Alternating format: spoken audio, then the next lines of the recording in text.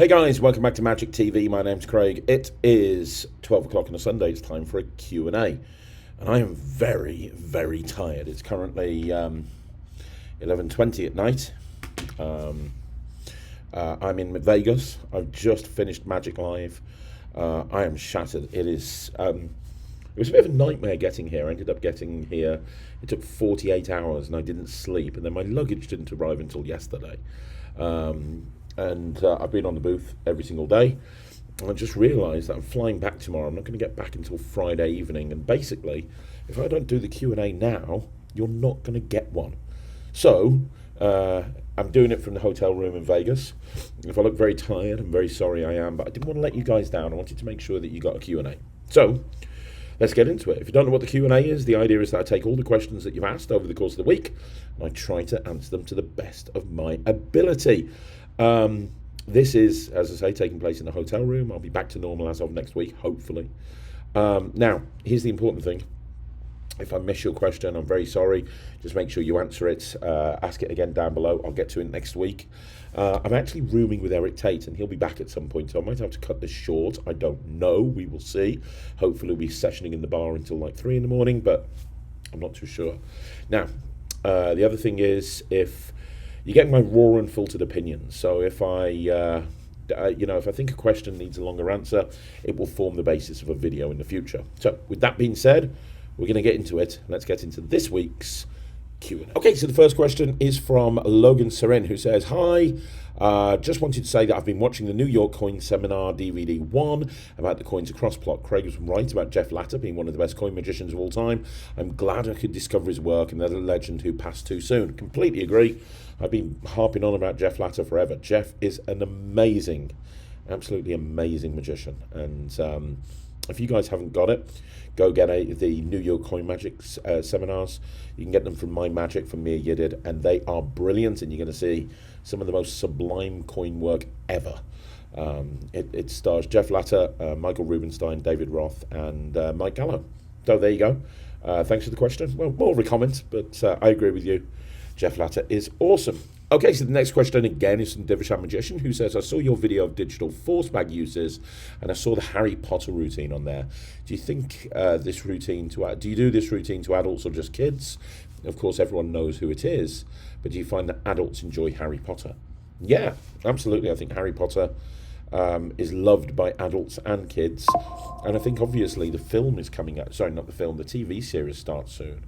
And it's going to run for like 7 seasons or 8 seasons or something like that, as long as it's successful. So I think it's going to be catapulted right up into the mainstream again.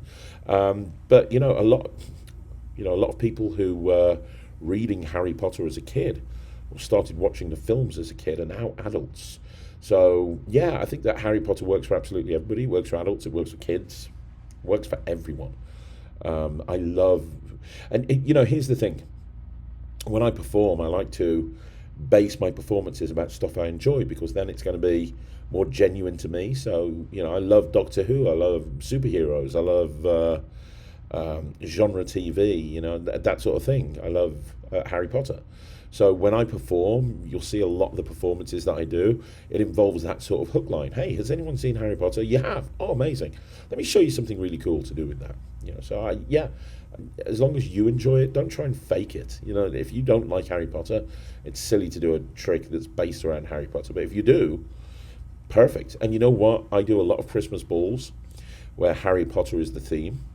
It's perfect for that sort of thing as well.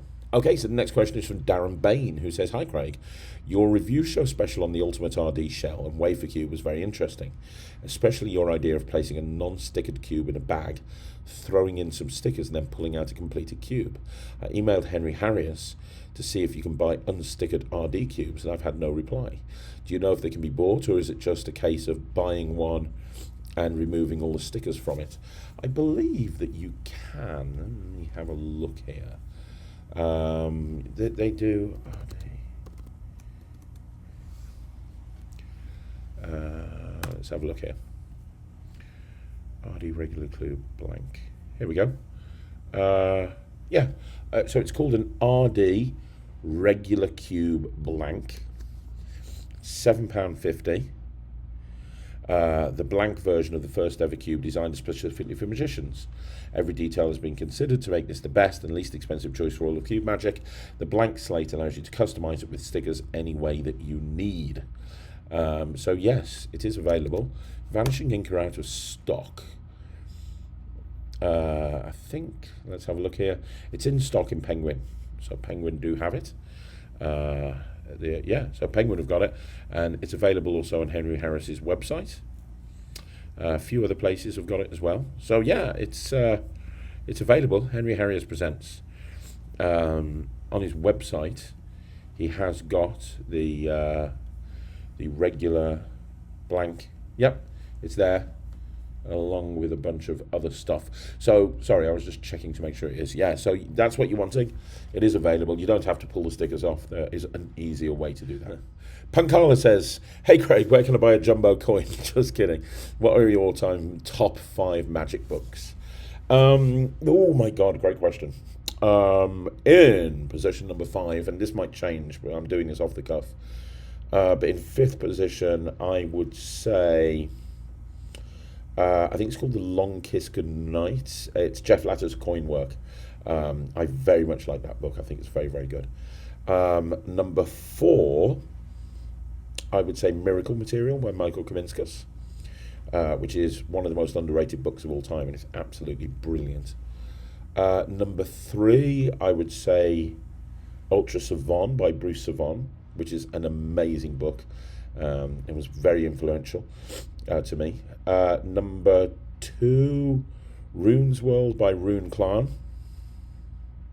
Rune's one of my favourite magicians of all time, and there's such an eclectic range of material in there. And number 1, I would say The Collected Almanac by Richard Kaufman, which is just stacks of magic in there. I mean, there's a lot of books like that, the collected Apocalypse volumes and talk about tricks and so on and so forth. But I think the Almanac is my favourite. So there you go. That's that. And Carnucopia actually should be in there. Let's put Carnucopia Joint First by John Carney. Also an amazing book. Okay, Urfer Magic says, hello Craig. Hello, how are you? Where can I buy Key Cutter? Is it going to be with Penguin Magic? So Key Cutter had its launch at Magic Live, and I can tell you officially it was sold out. We did a complete sellout of Travelling Chips, sold out. Key Cutter sold out. Game Night, which is my other new one, sold out, which was great. So everybody who came to Magic Live and picked those up, thank you very much. Key Cutter is coming out on Penguin soon. It had the launch at Magic Live. I don't know when it will be coming out. I imagine it will be relatively soon. They don't tell me these things. It's above my pay grade. But typically, when it gets launched at a convention, they normally hit the website in the next week to a month. So yeah, Key Cutter is amazing. Like I've said on the channel before, it's the evolution of Keyvolution by Mark Leverage. But I've added a bunch of stuff onto it as well, and it was one of those tricks that people were just like coming across and immediately buying it. It's designed to match Keymaster, which is great. It's also designed to match Gatekeeper, but it's a standalone piece as well. You don't actually need to own either of those, which is cool. So there you go. Keep watching Penguin Magic. I'm sure they'll email you about it when it's ready to go. Okay, so the next question is from Handstand, who says, Craig, thank you for the funny video and signing my Savant deck at Magic Live. My magician friends got it for me since I couldn't be there. I also want to thank you for your YouTube channel. It's an incredible resource for the magic community, and it means a lot to me. I hope to see you in the future. You're more than welcome. I'm trying to remember your name. I've signed a few. I did a few videos. I think it might have been Gary. I can't remember. But, you're more than welcome. Thank you for the kind words. I hope you enjoyed the Savant deck. Any questions that you have on it, please let me know. But yeah, thank you. I really appreciate that. Okay, the next question is Jonah Berg, who says, what are your current thoughts on Petroleum by Max Lukian? That's the Triumph from Theory 11, wasn't it? I reviewed that on the channel. I think I gave it a good review. It's great. It's good. It's clever. I like it. I don't do it. If I'm ever going to do a gimmick Triumph, it's going to be one of my variations of Cheek to Cheek, because I did the Cheeky project. And there's a few things on there that I prefer for a variety of different reasons. But that's not to take anything away from Petroleum. It's a very good trick. It's a very good idea. It just depends on whether you like Triumph or not. If you want to do a Triumph and you want to dedicate a gaff deck to it, and you want to do it very cleanly, and you don't want to use Cheek to Cheek, it's a great way to do it. I don't do it, but it is very, very good. Okay, the next question is from Slightly Cathartic, who says, I was watching this on my TV initially, but I had to come here to respond more to the question regarding Bill Malone and how he handled himself with women in the old videos. So you younger guys know things were much different 30 or 40 years ago. We still use terms like retard. It was even joked about in the movie The Hangover, which came out way later than that. Just shows how recent the new PC mindset is. As kids who were actually taught the game Smear the Queer. It wasn't anything derogatory at the time. The game was essentially a bit with teams. Whoever had the ball had to try and get into the end zone and was against everyone else who had to try and tackle the person. Honestly, if you want to get a great indicator of how non-PC or inconsiderate the masses were back then, just watch Married with Children and In Living Colour. So I wouldn't take Bill Malone's comments and reaches as anything negative. I personally remember virtually every gag he had, i.e. touching a woman's hand or ever touch his. That's got nothing to do with the trick. It's just, I just like how it feels, or let's do you. I don't mean do you, you know what I mean? Then again, that was an era where people were not easily offended. He's also made jokes to men. I'll go slower, I like that shirt, do you keep wearing it, I'll come back in style. They were all just gags. I'm pretty confident in saying he wasn't actually meaning the person was slow-minded, though he might have meant the spectator did in fact have poor taste in clothes. Another prime example of times changing is Greg Wilson. Look at his older videos. Had often seemed what would now be considered rude. Come on, lady. But Greg is very friendly and would never intend to come off as mean. It's more of a street persona. In Bill Malone's case, he's meant to be more of a quirky nerd who had fun with magic and wanted to make people smile and have fun with their magic. Yeah, I agree. I agree. Things have changed, and you can't take away the fact that Bill Malone is an absolute legend in this community. So I completely agree with you. I think that times were different back there, which is what I said on the video last week. Okay, so the next question is Phil Lawson, who says, Hi Craig, great meeting you at the Magi Fest with Charlotte. I appreciate the teaching on the Cut Deeper Force. Awesome emceeing from you, and a super show from Ryland and Thea. In fact, your double act with Thea with the bottle glass was the best. Thank you so much. It was really nice to meet you as well, and it was great to see another kid getting into magic. So thank you so much for saying that. And the routine you're talking about with me and Thea, it's normally Ryland and Thea that do that act, but obviously Ryland was in the show a little bit later on, so I just said, hey, can I do it?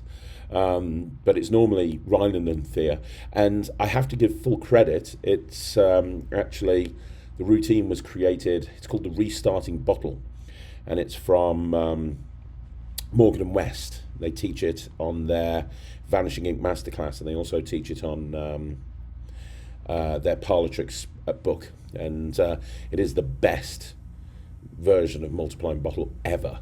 And very few people do it because it needs to be done by two people. And Ryland and Thea, well, me and Thea in that situation, have changed the presentation of it quite a lot. It's been changed from how Morgan and West did it. But if you're a double act, it's the best trick that you can do. But you have a question, don't you? Right, a random question to put your creativity skills to the test. From a standard bicycle deck, you get 2 jokers and 2 advertising cards. Can you think of a routine with these, Phil? No. No, I can't.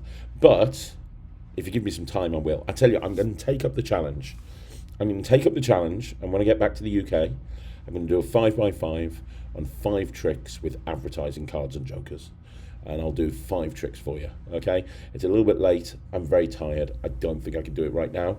But I will do that for you. I'll do a 5x5, and we'll make it 5 tricks with advertising cards and jokers, and I'll put it up. I'll do it as soon as I get back to the UK. Okay, next is Splattered63, who says, question for the next Q&A show. Craig, what egg bag do you suggest? Not a mesh bag, but a traditional style egg bag, and where do you get one? Also, any tips for distractions whilst loading a ring onto a ring flight, like air flight? Well, that's 2 completely different eclectic questions.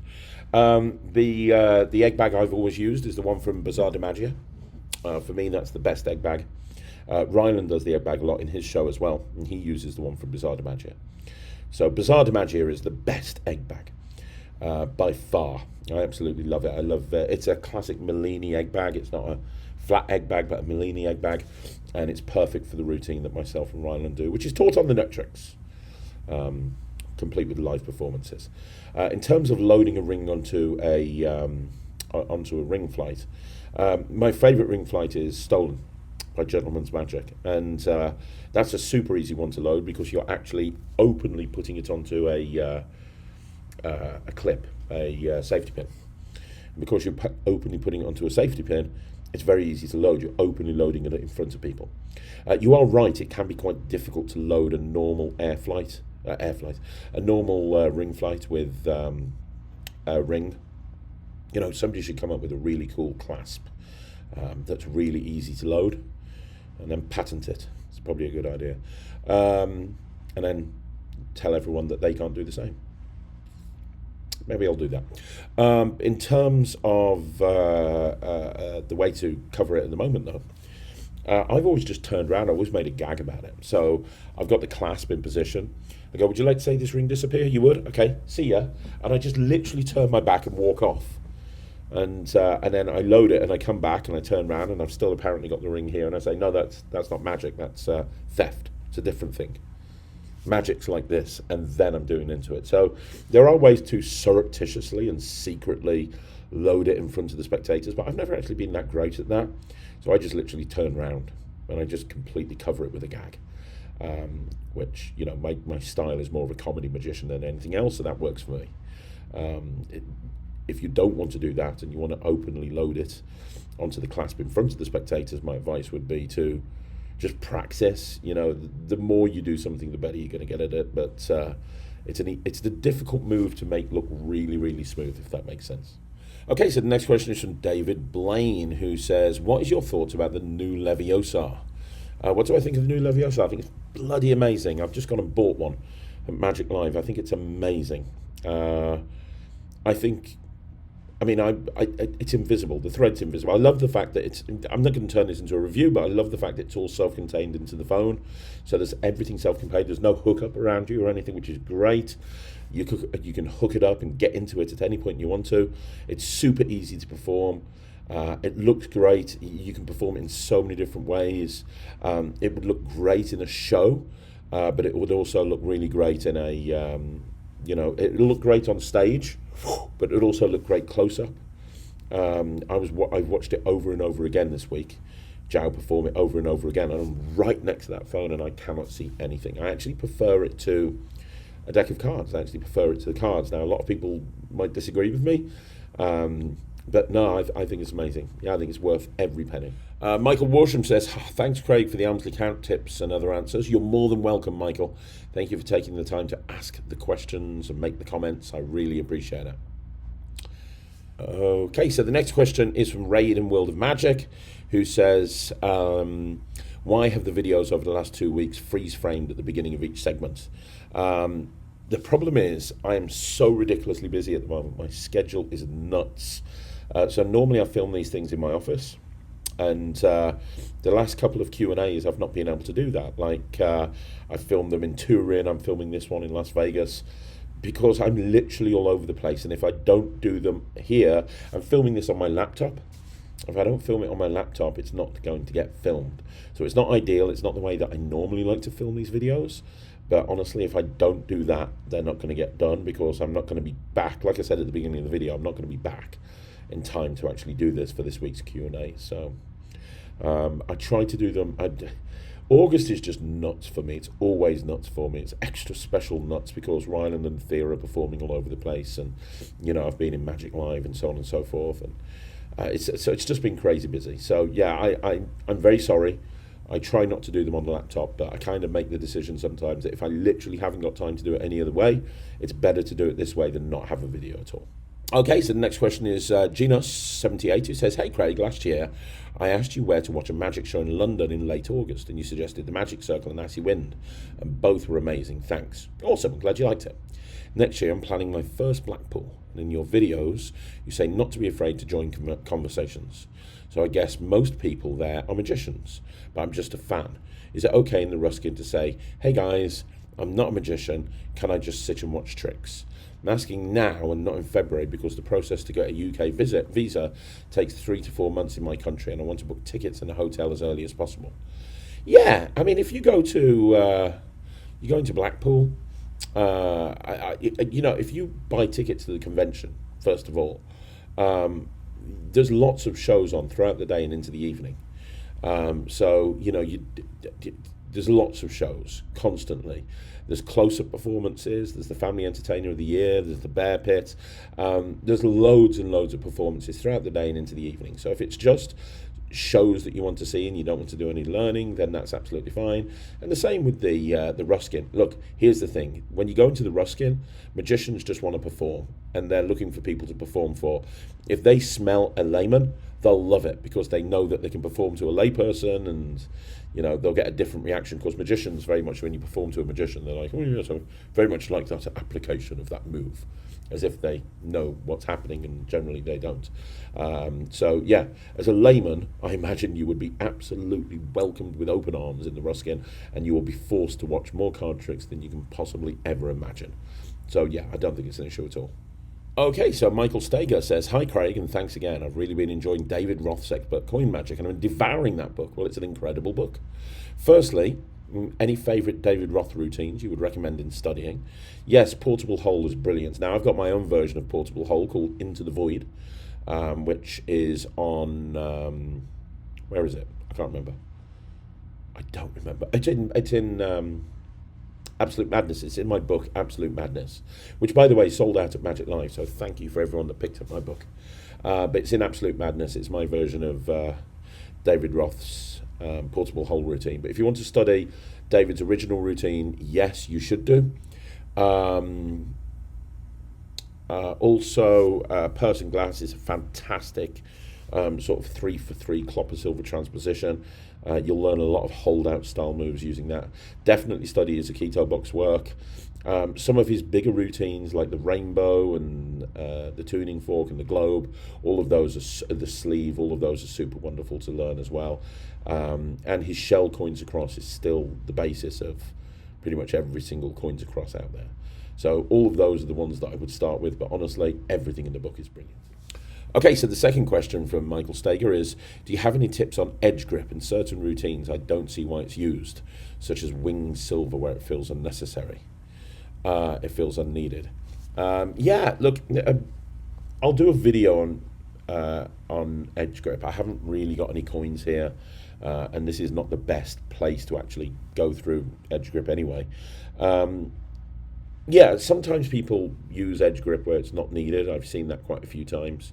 You can use other techniques, but there are certain times, look at hanging coins as a perfect example, where edge grip is just absolutely perfect. Very quickly, to give you 2 tips on edge grip. One, people think it's angly. It's not. As long as you hold your fingers towards the eye level of the audience, you'll be fine. So if everyone's on the same level, that's great. The problem you have is if there's people standing up and people sitting down. If that's the case, I wouldn't use edge grip. I'd use something else. But if everyone's on the same level, then edge grip is absolutely perfect. Just make sure that you're at the eye level, and the angles will be great. Second of all, make sure you learn curl palm, because when you're doing more advanced edge grip work, you want to be able to use your thumb and forefinger at various points. So you can very easily transition from edge grip into curl palm, which is a way to hold the coin from edge grip into curl palm and then put it back into edge grip.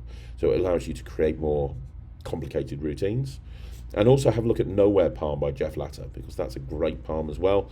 It's kind of like a version of edge grip, but the coin is held in a slightly different grip with a slightly different finger. But using those 3 grips, using edge grip, by using curl palm, edge grip, and Nowhere Palm, you can put some incredible routines together. Okay, so the final question from Michael Steger is, let's see what we've got here. Any favourite coin books or downloads to continue this new passion? It's a great question. Are we talking about edge grip or new passion? I think you're talking about coin magic. I would say the New York Coin Magic seminar are amazing. You can get them all as a download. Just go to my Magic, Mia did, and just buy the whole lot. There's more coin magic there than you could shake a stick at. I'd also, a couple of other ones, I'd have a look at the Metal series by Eric Jones. That's great. You can get that from Illusionist. I'd also have a look at Revolutionary Coin Magic 1 and 2. by Jay Sankey. You can get that from sankeymagic.com. Those are great. And look at anything by Danny Goldsmith. Danny has some great work on Coin Magic, and Rick Holcomb has some great stuff as well, which you can pick up. So all of those are really great resources for Coin Magic. And Michael Rubenstein. Check out anything by Michael Rubenstein. If you like David Roth's work, there's a good chance you'll like Michael Rubenstein as well. Okay, so the next question is from Scottish Dave, who says, thanks for turning up, Craig, and going out your way week on week to provide for the Magic community. Truly is amazing. You are more than welcome. Just a quick question. You answered a question regarding working at restaurants and ways to get work in that area. I'd like to try out there and perform like that, but what's a reasonable fee to charge? I stay in the UK. Do you charge hourly or just a set fee for so long? I'm new to this, so I want to start on a good foot. Thanks, Craig. I would suggest you want to do a lower fee for restaurants because it's a weekly residency. The thing is, different people will charge different amounts and it changes geographically. So what I would say that you do is, I would, see, it's difficult. You want to find out roughly how much people charge in the areas in which you're in. You want to know what the average price is. Typically, as a rule, I mean, you could, depending on the magician, they're going to charge anything from $150 through to £1,000 for a typical close-up gig, maybe even more depending on the performer. With a restaurant gig, it's more towards the lower end. When I first started many years ago, I did 2 hours of close-up magic in a restaurant for $150. That's changed now, but it depends. Like, it's difficult to say. Like, it's really difficult. You want to kind of. Here's what I would do. I would speak to the various different magicians in your area, find out what they're charging for a typical close-up job, and then I would drop it down to a level that you still feel happy going out and doing it, but it makes the restaurant realize that they're getting a discount because they're having you on a regular basis. So if you charge, for example, £500 for a close-up job, maybe you go in at $250, $300, something like that. If you charge £300 for a close-up job, maybe you go in at $150, $200. Because a restaurant's a great way to get other work, because you can hand your business card out to a bunch of people. You're basically an advertisement for what you do. It's a great place to go and get more work. But also, as well as being a great place to get more work, it's regular income. And let's say you're getting $250, right, and you're doing it every week. Well, there's £1,000 right now. That's great. That pays a lot of bills, right? And before you've even started to get a gig. So restaurants are really good. You are going to have to come in at a lower end, but look into the prices in your area, and then figure out what you're happy with, and go in with that. Okay, so the next question is from Warren Treadaway. Hey, Warren, and if people don't know, Warren's an amazing close-up magician. I'm very proud to have him as part of Slightly Unusual. Warren says, hey, Craig, hope you and the family are well. Great show as always. Thank you very much, Warren. You recently did a review on Travelling Chips by R. Paul Wilson. I wondered how you thought this compares with Three Styling by Lee Asher, as they both pretty much do the same thing. Without knowing much regarding Travelling Chips, Three Styling seems like the cleaner looking of the two with regards to the displays. I actually prefer Travelling Chips. I've performed it thousands of times over the last 4 days.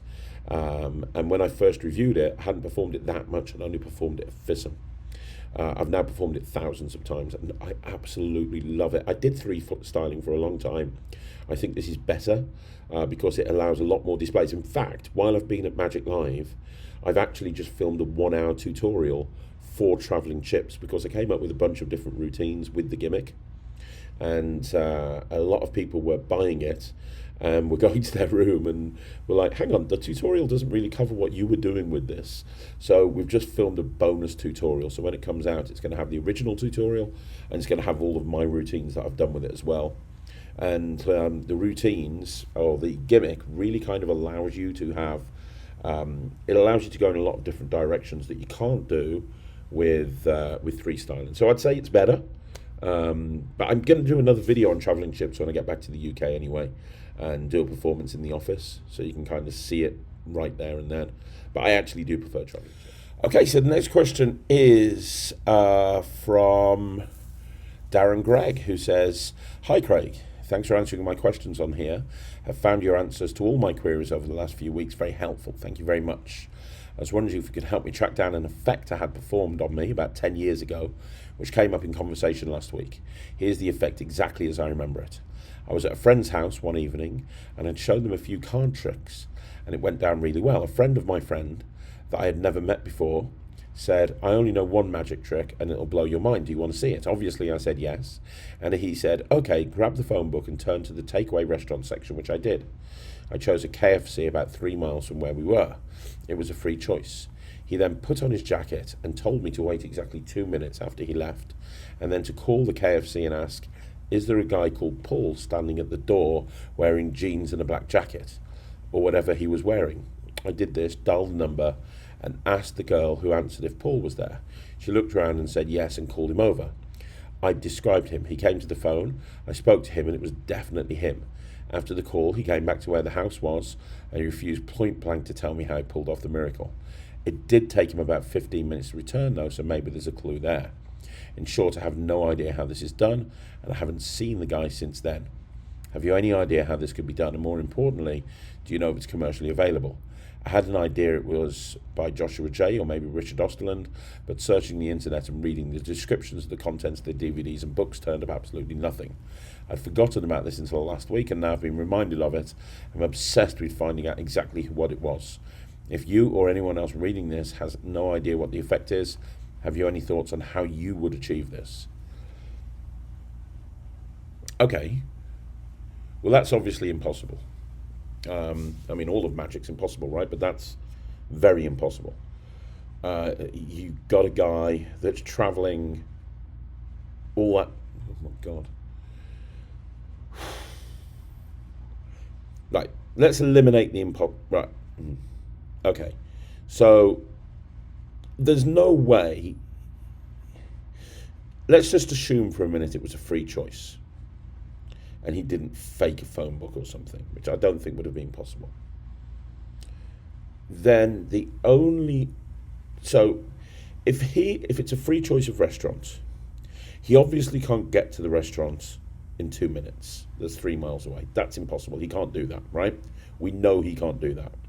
So there's only one of two options, which is, firstly, you did not speak to the person at the KFC. That's the first option. Or the second option is you it wasn't him at the KFC. Those are the only two ways that can be done. So the first way, if you didn't speak to the person at the KFC, I don't know, did you ring off your phone? Did you ring off somebody else's phone? If you rang off his phone when he was there, is there some sort of fancy redirect of the phone number? So the phone number, any phone number that you call would go through to a different number, like a neighbor or something like that. Is there some technology that can route phone calls to somewhere else? I don't know if that's the case, but you know, the one option is you did not speak to the person at the KFC. There is actually a third option as well, but the first option is you did not speak to the person at the KFC. The second option is, and this would involve having the thing forced, because he'd need to know ahead of time it was going to be a KFC that you picked. And it might be a force, because why did he go for takeaways? Why did he go for restaurants? Why did he go for fast food outlets? Whatever it was. Because if he could do this, he could do it with absolutely anything. Why not pick a shop? Whatever it may be. Why pick a restaurant or a takeaway? You know, so it might be a force. If it is a force, then he could have somebody in the restaurant that's in on it, and as you spoke to him and you said it was him, it could be somebody who is very good at mimicking his voice. He might have a friend that's very good at mimicking his voice.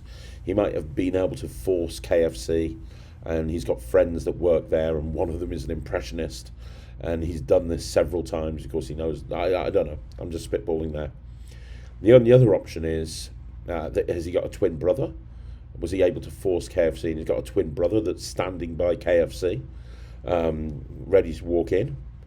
Because that's the only other option. So that he can't have gone 3 miles in 2 minutes. So as far as I can see, those are the only options. some sort of routing technology when it comes to the phone, a twin, or he's got friends that can mimic his voice. That's probably the only options. But I don't know of anything in terms of published method, so I'm sorry with regards to that. But if you figure it out, let me know.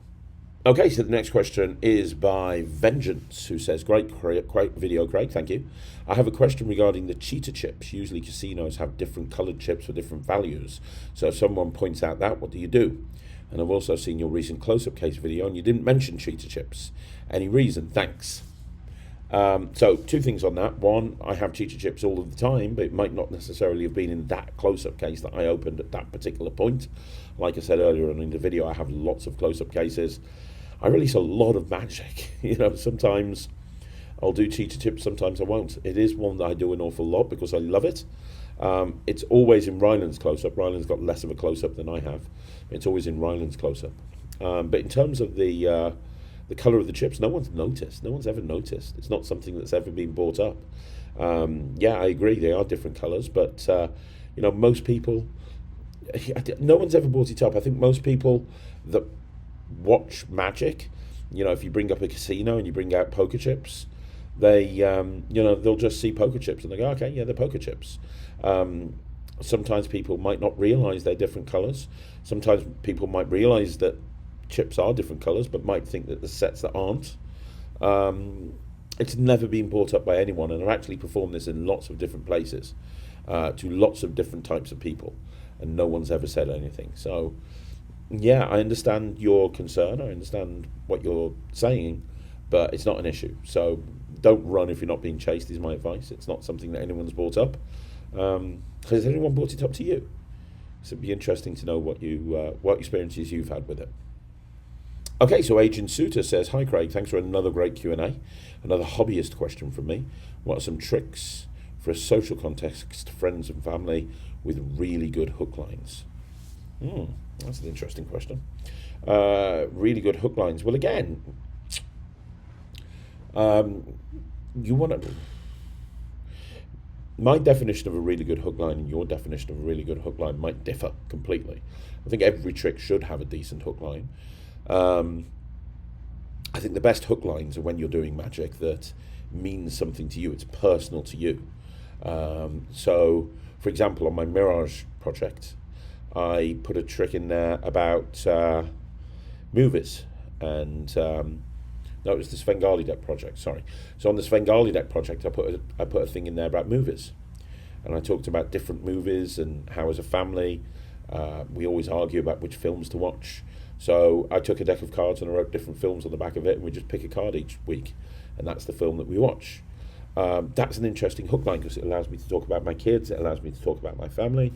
In fact, a lot of the tricks that I do, if I'm doing cube magic, I'll actually bring up Ryland before I start. I'll say, now, I don't know if you remember BGT a few years ago, but there was a kid on there that was doing magic with Rubik's Cubes, and that was my son Ryland. And Alicia Dixon called him the King of Cubes. And everybody's like, oh really, your son's a magician, how old is he? And it allows me to talk about Ryland and become more personal with the people, as opposed to just being a trick factory, right? So a lot of the time, the hook lines I use are personal to me. It's, hey, I like talking about my kids, I like talking about my family, so that's personal to me. We talked earlier on about how I love movies and I love films. You'll see that over and over again, and a lot of the tricks that I do have that element to it. You look at my book, Absolute Madness, I've got a trick in there to do with a Mirage deck, and it's to do with movies, and I have somebody think of a movie and I'm able to tell them the movie they're thinking of. Look at my Invisible Deck project. One of my favourite tricks on there is where I predict a celebrity based on movies. Look at trivia, that's an entire marketed trick all about movies. Look at Focus, that's an entire marketed trick all about movies. I love movies, I love watching films, I love going to the cinema.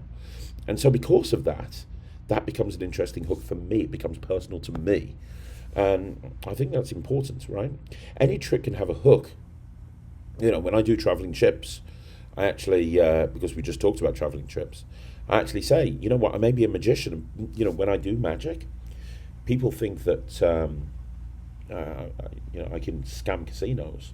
I never go to a casino. I don't even play cards. because it just doesn't interest me. But I do love cards. I just don't love gambling, right? But if I was going to go into a casino, I was going to cheat, I probably wouldn't try and use sleight of hand with cards because you can't touch the cards. But one thing you can touch are the chips. So I'd probably try and incorporate that. Let me show you what I mean. So think about the audience as well, and think about the venue you're at. I mean, actually, you're not performing. You were talking about performing socially. Okay, think about the friends that you're with. Think about the social situation that you're in. Think about the friend group that you're with. So I've got a friend, okay, really good friend. His name's Stuart Etheridge, and he's amazing. He runs a flying company in the UK, Classic Wings. But he performs socially. He has gatherings like once every 6 weeks or so, and he'll have friends round and he'll do a show for all of these people. And he always tries to make it personal to the people that are there. And he did a trick at the last one, and he was telling me all about it. And it involved a spectator apparently having a free choice, but he ended up predicting the time and the date that they would choose, right? And it's a wonderful trick. It's a wonderful trick that he did, but it was all based around, this friend who had been with him for a long time, and they'd been friends for a long time, and so on and so forth. And he made it very personal to them. It was about the time that they met, or the year that they were met, and the month that they met, and so on and so forth. And that was personal to that group, and it absolutely blew them away, because it was a personal moment for them. It wouldn't have meant anything in a gig or anything like that, but it was very personal to that person at that moment, right? Having said all of that, my favourite hook line is, my favourite trick to perform is a trick that went on Focus. And I talk about subliminal advertising. And I talk about the thing with subliminal advertising, and I talk about a cinema that experimented with subliminal advertising, and I love that as a hook line. I find that very interesting.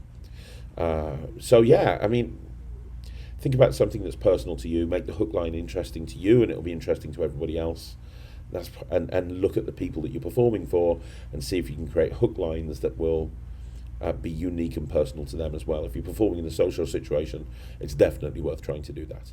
Okay, so the last question today is by David Snoosberg, and David says, you've talked about Key Cutter. Can you tell us more about Game Night? When is that coming out, and what is it? Okay, good question. So Game Night is something that I spent 3 years to develop. And it's very, very clever. It's a really clever method. Basically, it looks like a deck of Trivial Pursuit cards. So the deck is called Question Time. It's all boxed up and everything. It looks like a fake card game that looks a bit like Trivial Pursuit. And actually, this is a perfect example of a really interesting hook line. We talked earlier on about hook lines. My hook line for this is, when I was a kid, I used to play Trivial Pursuit and games like that with my family all the time. And when I was about 11, they stopped playing with me. And the reason is I cheated. Now, all kids cheat, but I'd learned magic. And I cheated by reading their mind, and therefore I knew the answer before they even asked the question. And they thought that was invasive. Let me show you what I'm talking about. So that's kind of the hook line. And I bring out these cards, and I show that they've all got questions on, and there's multiple choice answers. And basically, the effect is that the cards are shuffled and mixed up, and they take one, and they look at the answer on the card, and with no fishing or anything, you immediately tell them what the answer is. And you can repeat it again and again and again. You can do it like 5, 6, 7, 8, 9, 10 times, as many times as you want to. And then for the final time, they look at a question, and I tell them the information about the question that they're looking at. And it's wonderful. It's feels a little bit like Mind Blocks, but instead of based around Lego, it's based around questions. But here's the thing. The method is really clever. There's no marks. This is not a Phil Smith, Craig Petty collaboration. There's no marks. It's not a mark deck or anything like that. They are genuinely shuffled before you start. You shuffle them as many times as you want to. During the process, you shuffle them as many times as you want to. There is no force. They can literally have any card that they want to. And if they look at it and they don't want it, they can take a different one. It's a different outcome every single time. There's no memorization at all. There's no fishing at all. There's no crib to look at. There's no nothing. It's literally, they take a card. You don't peek anything, and yet you can immediately tell them the answer before they even start looking at it. It's a really clever method, and I'll definitely do an exposed video on this when it comes out. But I was saying to people over Magic Live, it's probably my favourite thing that I've created from a methodology point of view, because a lot of the stuff that I create as a creator, you know, you look at stuff like Credit Swipe, and you look at stuff like, you know, Return of the Bag, and all of the projects that I do. It's not necessarily a brand new method. It's about, you know, like taking something and moving it in a completely different direction. But this is a method. I had very specific criteria I wanted to hit when I was coming up with this thing. I wanted to make sure that I wanted it to do certain things. I didn't want it to be any marks. I wanted it to be a mixed up deck. I wanted to be able to immediately know the answer, but I didn't want any fishing. I didn't want to have any memory work, and I wanted it to work every single time over and over again.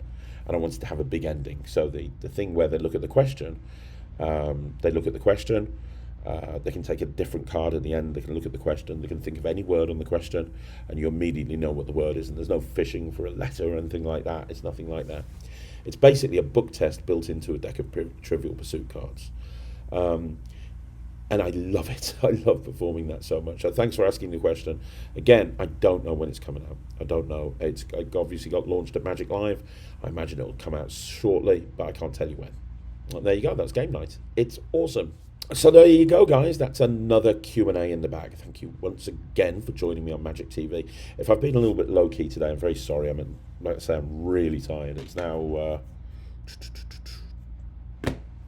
I've got to get up early in the morning as well. So I'm going to go to bed. But thank you once again for joining me right here.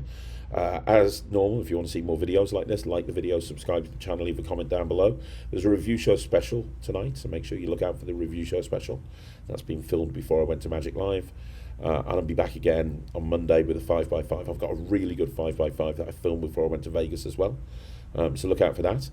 And yeah, thank you very much for watching. I'll see you again. Don't forget to join the Netrix. I really appreciate it if you do. All the Netrix members that came up and introduced themselves at Magic Live, I really appreciate it. Thank you for being part of my community. And I'll see you again soon. I'm going to get to bed. My name's Craig, and this is Magic TV.